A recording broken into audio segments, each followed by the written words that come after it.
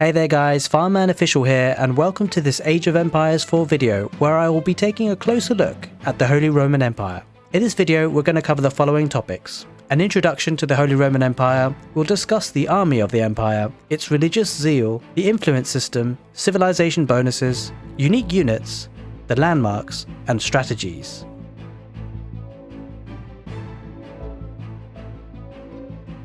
The Holy Roman Empire have powerful infantry units forming the core of its military, but it can also have a strong economy behind their military might. They have access to the Prelate, which can enhance the economy and increase villager efficiency by 40%. Defeating the Holy Roman Empire is no easy task. The structures are highly durable and difficult to destroy, further enhanced by upgrades improving their strength. The first topic to be covered is the army of the empire. The army of the empire is strong with its infantry, where you can upgrade them with impactful technology, as well as being able to field sturdy men-at-arms earlier than other civilizations. There are specific upgrades for the Holy Roman Empire, and in particular I wanted to focus on the riveted chainmail, which increases the melee armor of spearmen by 3, heavy maces, which enables their men-at-arms to wield maces, increasing their bonus damage against heavy targets by 6, and marching drills, which increases the movement speed of infantry by 10%. These are all hugely powerful upgrades, showing just how strong the Holy Roman Empire infantry can become. Next up, we're taking a look at the religious zeal section. The Holy Roman Empire have the ability to extract additional gold from relics and inspire units with the prelates produced from the town centre. We'll take a closer look at the prelate in the unique units section of this video, but taking a closer look at the religious landmark, the Regnitz Cathedral, we see that the Holy Roman Empire can avail a bonus of generating 200% extra gold every minute from each relic held within the cathedral. This can be a huge game changer for matches that go to the late game or post-imperial age. Moving on to the influence system, the Holy Roman Empire have an interesting influence system whereby buildings constructed within the influence of the town centre or keep can gain the emergency repairs ability, which can be activated to repair buildings. This can be huge at buying yourself some time to gather your army and responding to an enemy's heavy attack. You can imagine combining this unique influence system with the Elzbach Palace, one of the landmarks taking the Holy Roman Empire into the Imperial Age, that acts as a keep with 50% health and with all buildings within the influence taking 33% less damage to create an incredibly strong fortified base. So next up we're taking a look at civilization bonuses. Now first of all, the Prelate, a unique unit for the Holy Roman Empire, is available in the Dark Age and increases villager efficiency by 40%. Early men-at-arms are available in the Feudal Age for the Holy Roman Empire. Relics can be garrisoned inside of outposts, keeps, and towers in order to improve their sight range, weapon range, armor, and damage. Docks can also garrison relics, increasing attack speeds of all ships by 5% per relic to a maximum of 25%, and the cost of emplacements on outposts, walls, and keeps are reduced by 25%. If you're wondering what emplacements are, they are 2 upgrades that you can research in keeps. We have the cannon emplacement and the springald emplacement, and they are defensive upgrades for the keep. Moving on to the unique units, we of course have the Prelate, which provides holy inspiration to villagers, making them work 40% faster for 30 seconds. Now, it really wouldn't be right to talk about the Holy Roman Empire and not at least mentioning the landsknecht. What's really impressive about this unit is its attack. It's got a 19 base melee attack.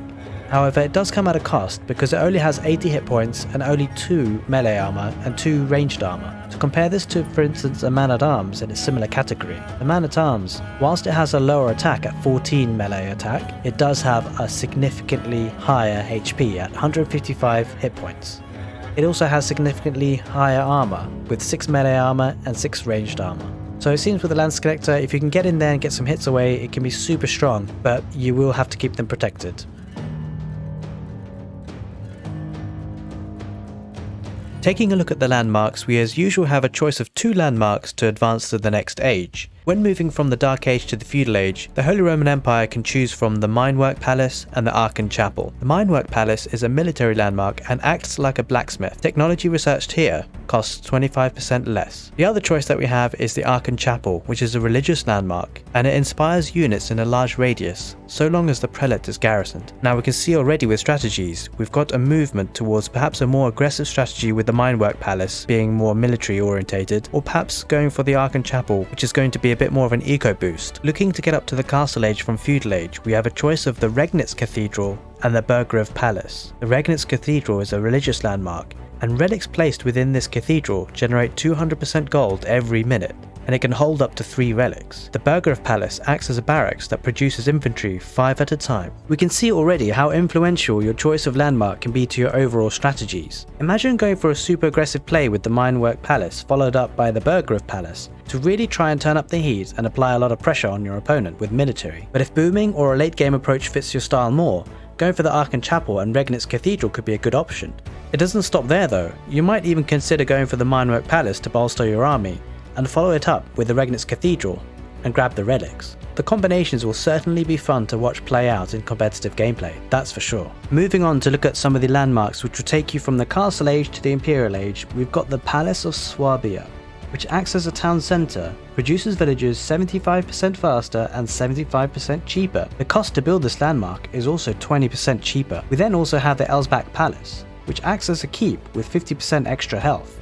All buildings within the influence also take 33% less damage. I find that the Palace of Swabia is certainly an interesting landmark. By the time you've reached Imperial Age, you probably would have had a decent economy going, but this landmark may actually enable this civilization to go for some sort of fast Imperial Age strategy, because once you do, the villagers will be extremely cheap, and also don't forget it's 20% discounted to get this landmark to get to the Imperial Age.